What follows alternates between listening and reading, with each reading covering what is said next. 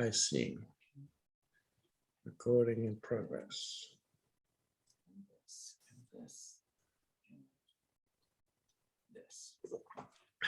Okay. Ladies and gentlemen, we're back live with the Louis B. Free radio show, Brain Food from the Heartland. I am so honored to have returning to the show, Dr. Frans de Waal.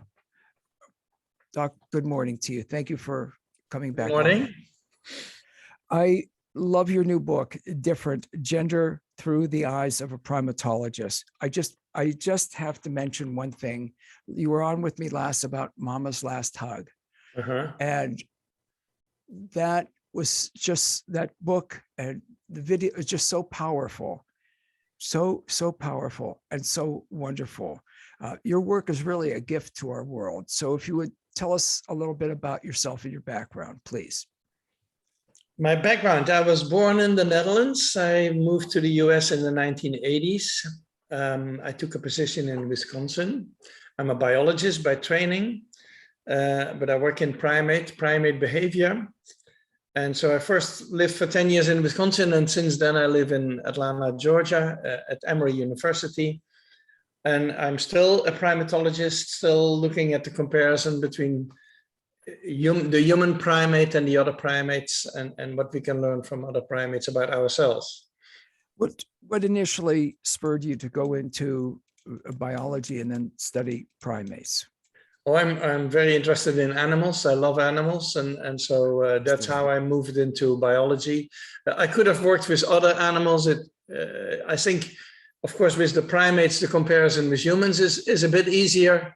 But you know, people have done excellent work and also shed light on human society from other species, like let's say Ed Wilson with the ants or something. So you can come from completely different angles, but it's all biology basically. All biology. What motivated you to write the book Different? Well, I've noticed that each time I talk about social behavior and social intelligence in animals, and I mention sex differences, people are extremely curious about that. I think there's a thirst, there's a curiosity to know more about the biology of gender. And maybe that's partly because people hear that from some corners, they hear that gender is really in your head, is something that society has made up, you know, and so they are interested in what the biology is. There's, of course, other people who exaggerate biology and they say there's only men and women and that's all there is, you know, there's simplistic view. So I think people want to hear what a biologist thinks about these gender differences that we see in society. And you've done a fascinating job with your new book, Different: Gender Through the Eyes of a Primatologist, Dr. Frans de Waal's book, available everywhere and everywhere online. As I always say, please try to buy it as close to home as possible, preferably at an independent bookseller, but even at some of the chains in your community, but again, can be had anywhere, everywhere, I should say, online. I always love your dedication to the book for Catherine, who makes all the difference, your wife. Yeah, all my books are dedicated to my wife. Yes, that's what I'm saying. I always love that. I always love that dedication. It's interesting, and forgive me, I'm jumping all around, but there was one point, I think in the acknowledgements when you wrote about your wife, forgive me, now I'm going to the last page of the book. In 2020, the COVID-19 crisis and self-quarantine provided me with an unplanned writer's retreat spent with my soulmate, Catherine. It was just beautiful. And then you write, Catherine has been the first and foremost critical reader of my daily output and has greatly helped me stylistically. Her love and support through our 50 years together made and still make all the difference. That's beautiful. Yeah. So we've been married for a long time, and of course, if you talk about gender, you have to talk to your wife about that. So clearly, that was a topic of discussion. Yeah. So, do you mind telling, because you write so beautifully about Catherine, your love story? Well, we met in the Netherlands when I was still a student. She's from France. She's French. So initially we spoke sort of broken English with each other. And we met in the Netherlands, and then at some point she joined me over there, and she lived for 10 years in the Netherlands, and then we moved to the US. So together. So yeah, it is a long story, but you know, this book is not about. No, and I appreciate you sharing that. You started in the introduction. The saddest day of my career began with a phone call. Can you tell us a little bit about that? It was very powerful. Yeah, that is the death of a male chimpanzee. I worked at a zoo at the time, and there was a lot of. I wrote a book, Chimpanzee Politics, my first popular book on the politics among the males at the zoo. And these males were always making and breaking coalitions in order to gain power.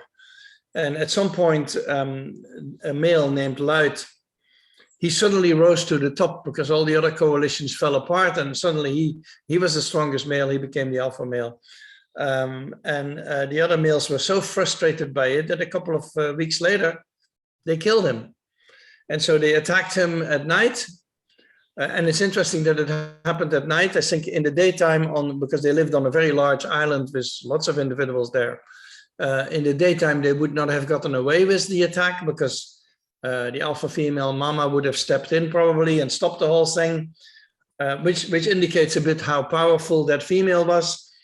But they did it at night, and they attacked him so badly that the next morning he died. And so, yeah, that was a very sad day. And I use it to introduce the enormous competition that sometimes exists between males. And so the physical competition between males, females have lots of competition, but it's less physical. The physical competition among males is an important part of their life.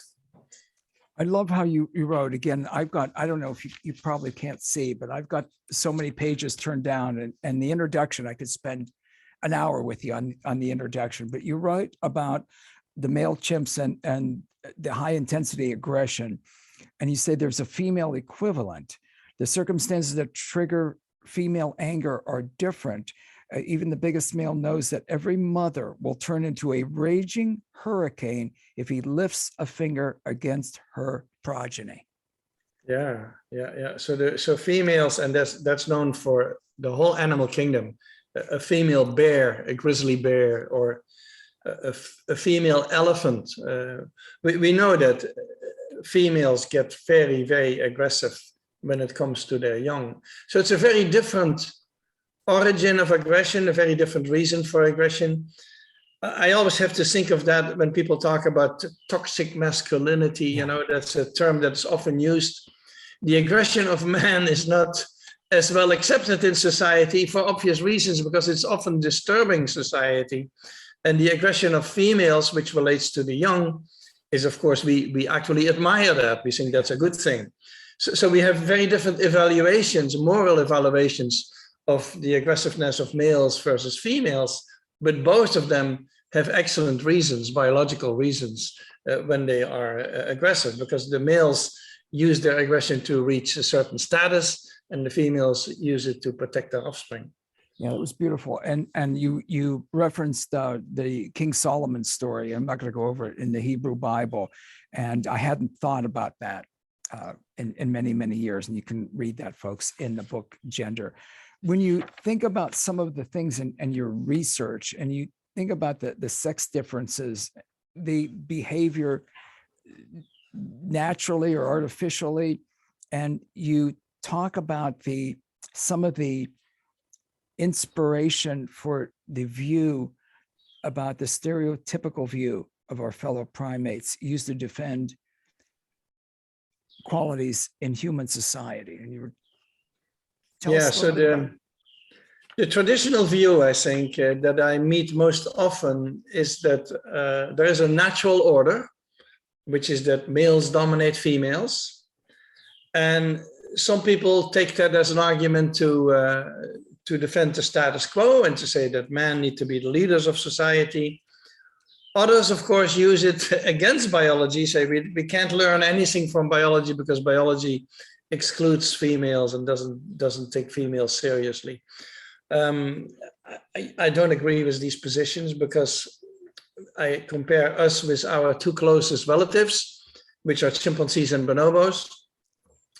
And they're equally close to us, and chimpanzees are male-dominated, bonobos are female-dominated. But even in a male-dominated society like the chimpanzee, we have female leaders, like Mama, the alpha female in the chimpanzee colony that I just mentioned. She was a female leader. So female leadership is not hard to find in the primate world. And there's always alpha females around. Sometimes, like in the bonobo, the alpha female is alpha over everyone. But sometimes she's the leader of the females and she can have an enormous amount of influence. So that whole story that you often hear, that the natural order is one of male dominance and male leadership, I don't think is well supported by what I know about the primates. What you've learned, and who would know better than you, Dr. Frans de Waal.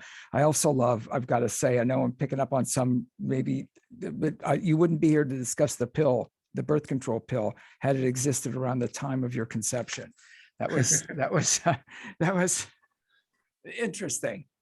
Well, I think the pill changed the whole world. Yeah. The whole gender discussion that we have nowadays is related to the pill. If we didn't have effective birth control, what would be the situation?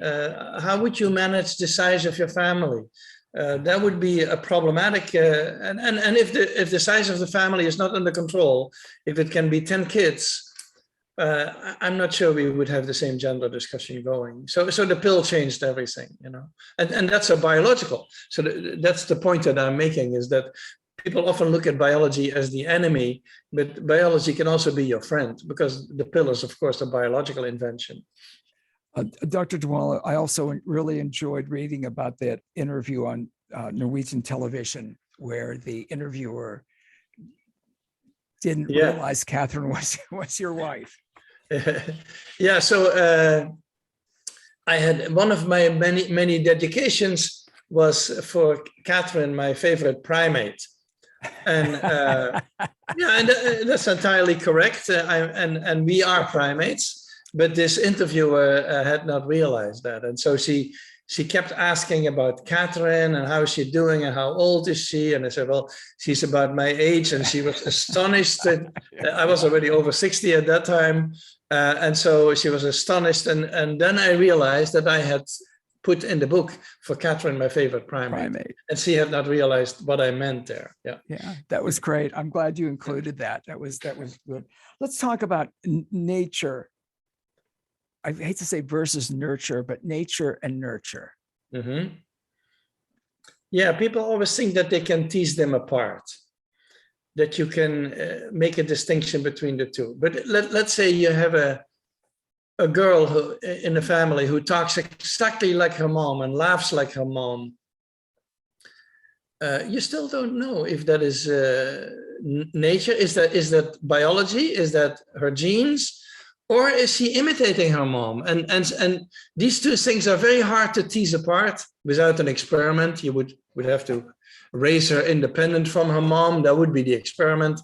But nature and nurture cannot be teased apart very easily, but people always want to do that. They want to look at men and women and say, this difference, let's say men are physically more violent, this difference is biology. But, you know, that doesn't mean that culture doesn't have an effect on it.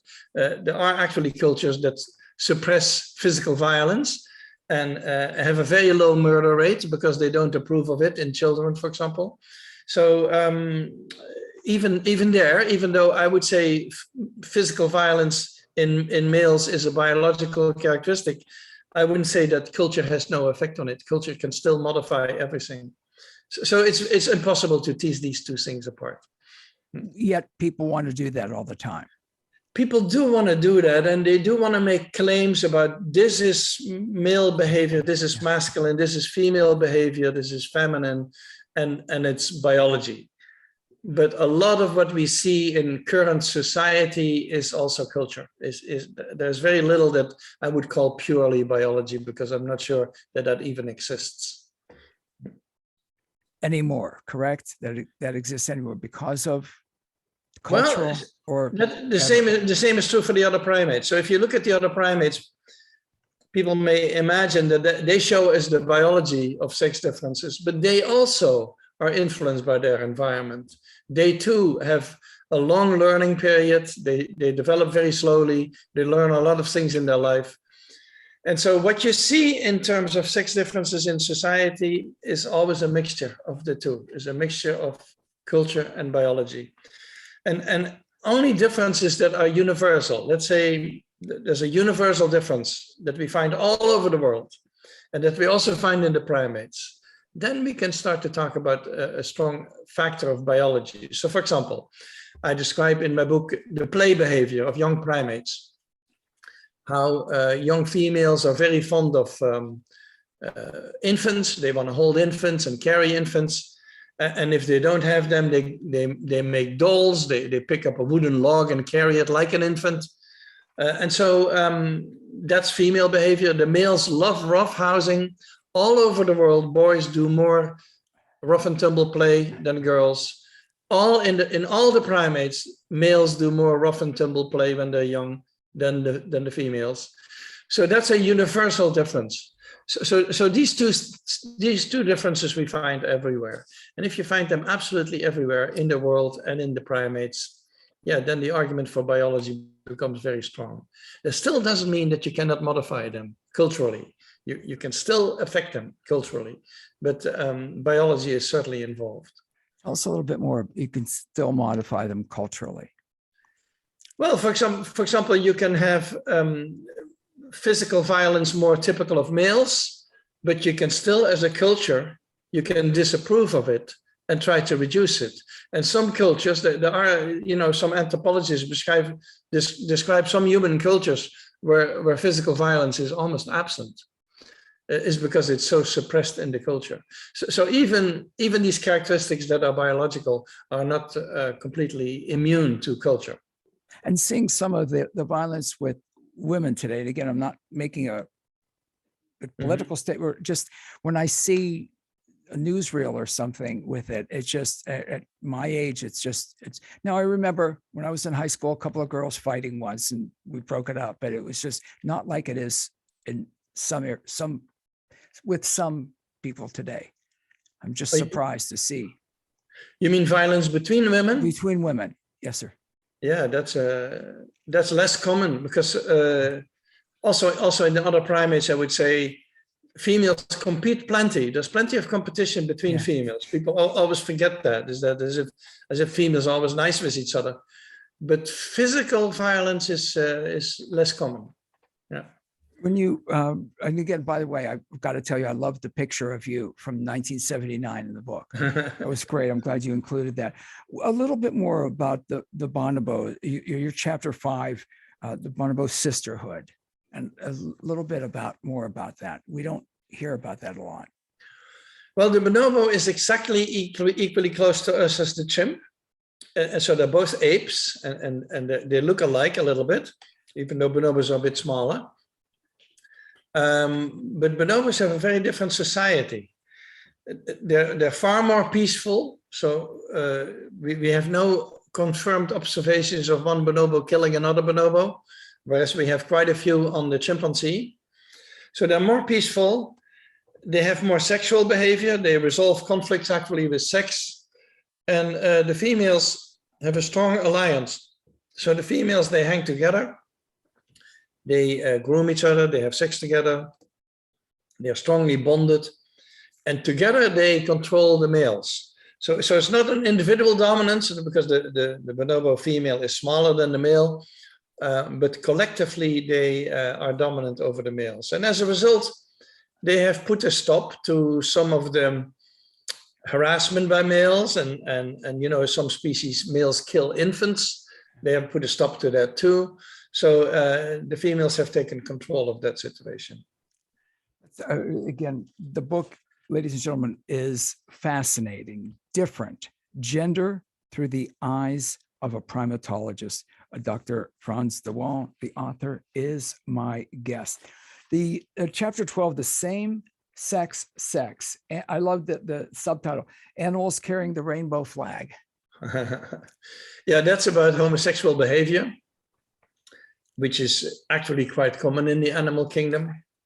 What is less common is an exclusive homosexual orientation. That is less common, but I would say in human society that is also not so common, the exclusiveness of it. But certainly sex with same-sex partners is not unusual. We know it from some birds, we know it from the primates. Penguin. And for example, the bonobo, I would call them bisexual, because I don't know if they have a clear preference for one sex over the other, because they have so many combinations in which they have sex. So that kind of sexual orientation we find. I also talk about individuals who don't fit the mold, so individuals who don't fit exactly the male role or the female role in society. So that same sort of what we call nowadays, we call it gender diversity in society. That same sort of gender diversity we can find in other primates. And what I find so striking about it is that it is so well tolerated. I've never noticed that they have trouble with it. So that's a big difference with some human societies where we are quite intolerant, but in the primates, all that behavior is well tolerated. And that's very, very interesting. You actually have it, and it's not just, I shouldn't say not just male and male. You talk about the females, and you've got a great drawing of the bonobos and the female. Yeah. So the bonobos, the females, since they have this coalition on which they depend, so it's a political structure basically. They do a lot of sex together, the females, in order to maintain their bonds. Their bonds are very important politically because that's how they dominate the males. And so the female bonobo has also a large clitoris. You know, all the mammal females, they have a clitoris. A mouse and the elephant, all the females have a clitoris. And people used to, you know, that goes back to Sigmund Freud. People used to poo-poo the clitoris as if it was not really important, as if it was a trivial structure. And now we know that the clitoris is actually very important for female pleasure. And some animals, like the bonobo, they have a big one, which means that female pleasure and female sexuality is very important to them. Yeah, that was very interesting, and how you say that in all the different animals that exist, and how again the drawings and the photography is very, very wonderful in the book. Different gender through the eyes of a primatologist. Can you talk a little bit more about nurturing? And you talked about how protective the chimps, the female chimps are. And I loved reading that about how they turn into, I think it was I've got it marked, but raging hurricane. Yeah, so the nurturance, you know, one point that I emphasize in the book is that, yes, the females do most of certainly the early nurturance of baby apes or baby humans. But that there is a great potential in the males. And I wanted to emphasize that because people sometimes mock, let's say, paternity leaves. They say we don't need paternity leave because the women will take care of the children. That's their role. But, you know, male primates have an enormous potential for caring, even if they don't do it on a daily basis. So, for example, chimpanzee males, they normally don't do much childcare. But if there is an orphan, if a mother has lost her life in the forest and all of a sudden there's an orphan, it is the males who will adopt it, because other females, they have their own offspring. They don't have time. They cannot add someone like that. But adult males, sometimes the alpha male, they will adopt the orphan, and not just for 1 or 2 days. They may adopt them for a couple of years, carry them around, protect them, help them eat, wait for them when they travel. And so that caring potential, paternal potential, is there in the males. And I think in human males, it's even more developed because we evolved nuclear families, which is different from what the apes have. So we have nuclear families, which means that men are even more involved in offspring care. And so I think it's important to stress the nurturant potential of the male in relation to the young, you know. Again, I wrote about that in the introduction. I love that when you said that when it whimpers, an orphan whimpers for attention, and how the adult male chimpanzees in the wild adopt them and will actually slow down his travel for the adopted youngster, search for him if he's lost, and be as protective as any mother. That's wonderful. Yeah, it's incredible that they can do that, even though on a daily basis they normally don't do that. And that's why I call it the potential. We have these potentials. For example, another potential is the leadership potential of females. Sometimes you have a group that has no males, and then a female will be the boss of everybody, and they are perfectly well capable of that. And so these are potentials that you don't always see expressed, but that are definitely there. What most surprised, or what one of the things that most surprised you in doing the research for your new book different? Well, one thing that surprised me is that we in primatology, we always go for the typical behavior. It's maybe like human society. We go for the typical behavior of males and females and describe that. And we often forget about all the intermediate forms and different forms that exist. And I think in primatology, we have done the same thing. And so we have underestimated, I think, the gender diversity that exists in primate groups in terms of sexual orientation, or maybe how things are expressed, the expression of yourself. And so we have a sort of slanted picture, I think, in the same way that in human society, we often have a simplified picture of individuals, because there is tremendous individual variation, and we sometimes overlook that, you know? Yeah, we want everything to fit in whatever box we have in our mind. We have a whole bunch of boxes, and so you have male and female and homosexual and heterosexual, and anyone who doesn't fit in these boxes is out of luck. You know, we don't know what to do with them. So your hope is to obviously to educate, but maybe, should I say, open people's minds and make them a little bit more compassionate and understanding? That is also part of the effort to avoid these simplistic comparisons, avoid this simplistic view like men dominate women, that's how nature operates. I'm not sure that that's a good way of saying things, and I think it imposes an ideological view on society that I think is quite narrow. And so I want to open up the discussion on that by showing that not only in humans, but also in other primates, we have quite a bit more diversity. I know the book is new, but what kind of response are you getting? Well, I think most people like the book. I had expected that maybe feminists wouldn't like it because they emphasize usually the cultural side much more than the biological side. But I haven't gotten a lot of blowback on that. No. I believe, and oh boy, I'm going to be really embarrassed if I'm wrong. You're a feminist. Yeah. You wrote that in the book, correct? Yeah. I didn't have that marked and underlined. But I'm a feminist in the sense that I believe men and women should be equal. That the differences that we have are not a good reason to be unequal. I'm not a feminist in the sense that I would denigrate man being anti-male. I'm not anti-male at all, of course. Of course. And again, that's where it gets problematic in our society, where it's got to be either the extreme or the boxes, like you said, you're a feminist in this way.